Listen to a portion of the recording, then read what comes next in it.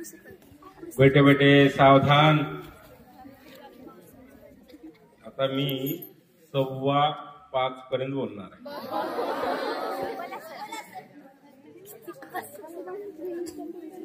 जेवढं शांत बसा तेवढं लवकर आटपतो. मी जर बोललात उलट लांब. तर विद्यार्थी मित्र हो, 2 ऑक्टोबर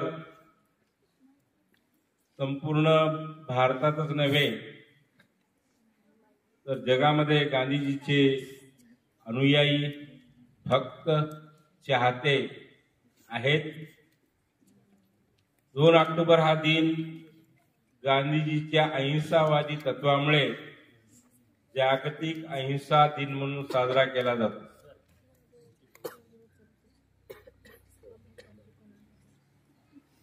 तर सर्व विद्यार्थ्यांनी या ठिकाणी चांगली भाषणं केलेली आहेत. बऱ्याच जणांनी छान पाठांतर केलेलं आहे. पण मला थोडं टाकळगावची कमतरता वाटते. टाकळगावच्या मुली एवढे छान बोलतात आणि आज एकही उठल्या नाही. भुतेकरवाडीचे कमी वाटले आहे की नाही. सावरगावच्या बऱ्याच मुली बोलल्या, बऱ्याच पळून गेल्या आहे की नाही. कारण जमला गेले की पळून जायचं, सगळ्यात सोपा मार्ग आहे की नाही. असो, वैष्णव जनते तेने कहिए पीर पराई जागे. ईश्वराचा अंश, ईश्वराचा अवतार कुणाला म्हणावं? ज्यांना इतरांचं दुःख माहीत करून घेणे, त्यांच्या दुःखामध्ये सहभागी होणे, हे ज्यांच्या अंगी वसलेलं असतं त्यांना वैष्णव जन असं म्हणतात. गांधीजी बघा, आपल्या भारतामध्ये फक्त 4 जणांना महात्मा म्हटलं जातं. Number 1 Mahatma Gautam Buddha. Number 2 Mahatma Jyotirao Phule. Number 3 Mahatma Basaveshwar आणि महात्मा.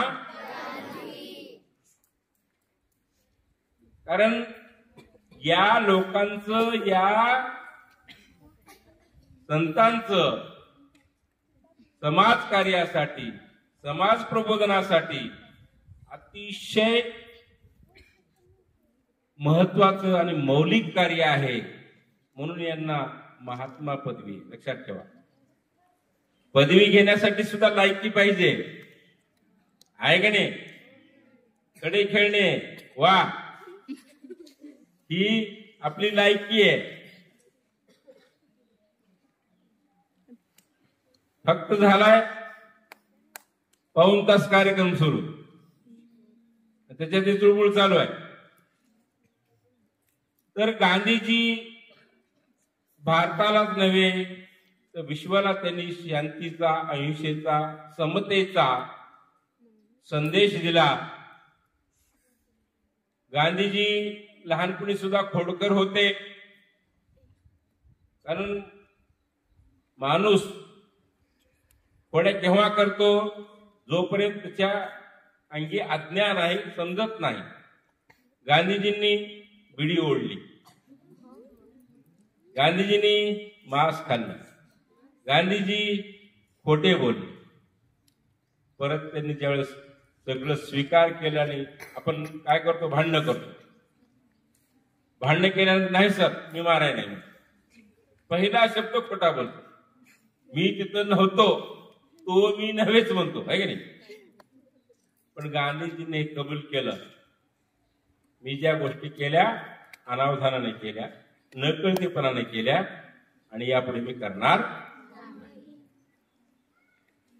त्यांच्या जीवनामध्ये या भारत मातेला स्वातंत्र्य मिळवून देण्यासाठी अनेक प्रकारचे उपोषण, सत्याग्रह, सत्याग्रह म्हणजे सत्यासाठी केलेला आग्रह. इंग्रजांनो, हा देश आमचा आहे, तुम्ही परकीय आहात, आमच्या देशातून तुम्ही चालते व्हा, चले जा, आहे का नाही.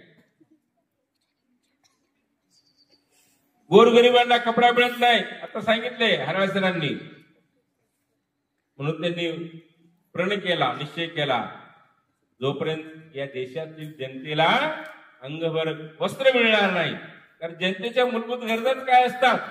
अन्न, वस्त्र आणि निवारा. अन्न हे जगण्यासाठी असतं, पण पुरेसं अन्न मिळत नव्हतं. वस्त्र अंग झाकण्यासाठी असतं, निवारा सुरक्षित राहण्यासाठी, ऊन, वारा, पाऊस आहे की नाही, यापासून संरक्षण असतं. या मूलभूत गरजा मिळाल्यानंतर, तर कसं असतं बघा, मानवी गुणधर्म, एक गोष्ट मिळाली की दुसरी गरज निर्माण होते. नाही म्हणले पत्र्याच्या घरात राहून कंटाळा आला, आता स्लॅबचं घर पाहिजे. एक मजली नको, दोन नको, चढावळा गगनचुंबी इमारत पाहिजे. पण गांधीजींनी जनतेला फक्त स्वातंत्र्यातून मुक्त करून सत्य अहिंसेच्या मार्गावर चालण्याची शिकवण गांधीजींनी दिली. आणि गांधीजीचा जो खोडकरपणा आहे, त्यांनी जीवनामध्ये पहिला नाटक पाहिला राजा हरिश्चंद्र. राजा हरिश्चंद्र हा असा नाटक होता, त्या हरिश्चंद्रानं स्वप्न पाहिलं आणि स्वप्नामध्ये त्या राजानं सांगितलं की मी या राज्याचा त्याग केलाय. सकाळी उठला आणि तो निघून गेला राज्यकारभार. म्हणजे सत्यता, राजा हरिश्चंद्राची सत्यता, येशू ख्रिस्ताचं प्रेम आणि गौतम बुद्धाची अहिंसा, हे तत्व कोणामध्ये होते? गांधीजीमध्ये होते. म्हणून गांधीजी महान झाले. तर वेळ झालेला आहे आणि मलाही थोडा खोकला येतोय, त्यामुळे मी आटोपतो घेतो.